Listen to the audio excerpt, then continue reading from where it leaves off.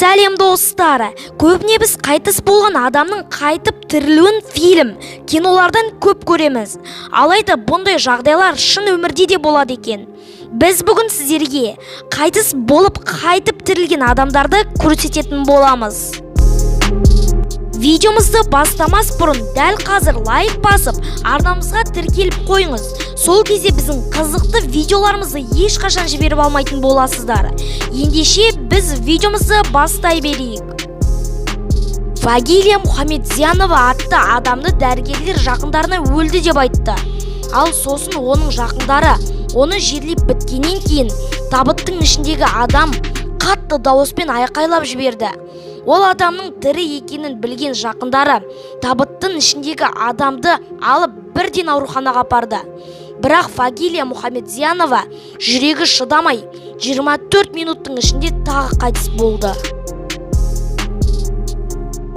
Хирф Негеро өте ауыр аурумен ауырып қайтыс болды. Сосын адамдар оның жерлеу рәсімін орындады. Қандай рәсім десеңіз, дәл осы рәсім.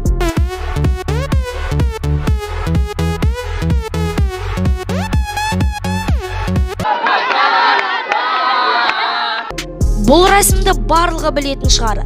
Ал енді рәсім орындалып жатқанда табытты Негеро тоқылдатқандай болады. Ауыл тұрғындары табыттың ішін ашып қараса, Негероның тірі екенін байқады. Одан кейін Негеро 2 ай өмір сүріп қайтыс болды. Ли Сюфэн атты қытайлық адам басына ауыр жарақат алған болатын. Сөйтіп, оны дәрігерлер өлді деп айтып, Ли Сюфэнді жерлеуге дайындап қойған. Бірақтан Ли Сюфэннің жақыны бір жаққа кетіп, қайта келгенде Ли Сюфэн тіріліп, табытта емес, асханада болған екен. Бұл оқиға миллиондаған адамды таңғалдырды.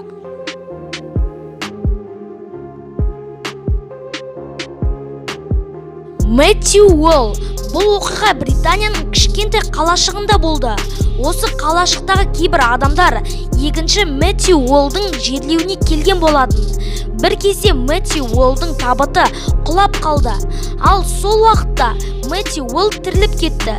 Бұның қалай болғанын әлі зерттеп жатыр. Мэтью Уолл осы оқиғадан кейін тағы да 20 жыл өмір сүрген екен.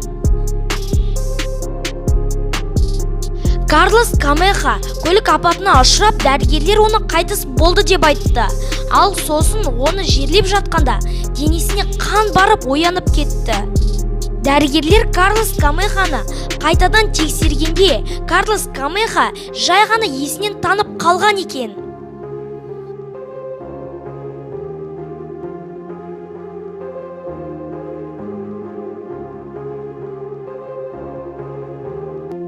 Әрине, бұның барлығы Алла тағаланың құдіреті. Достар, сіздерге осы оқиғалардың ішінен қайсысы таң қалдырды? Комментарияға жаза кетіңіз. Және лайк басып, арнамызға тіркелуді де ұмытпаңыз. Ендеше, сіздермен бірге болған мен Райымқұл Абдулнұрхамит және қызықты мәліметтер арнасы. Сау болыңыздар.